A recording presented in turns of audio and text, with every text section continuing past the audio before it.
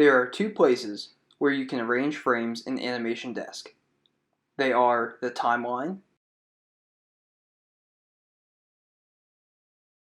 and the frame viewer.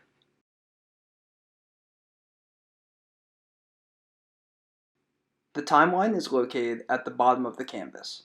You can also hide the timeline to get a bigger work area. Open the expanded menu, followed by Frame Viewer, to open the frame viewer.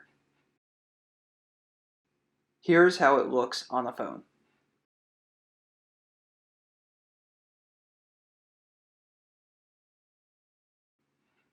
Tap on any frame, and you will see the action buttons for the frame.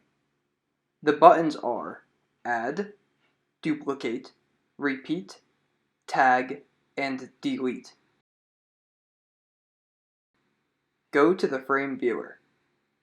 In the Frame Viewer, you can select multiple frames and duplicate, repeat, delete them all at once.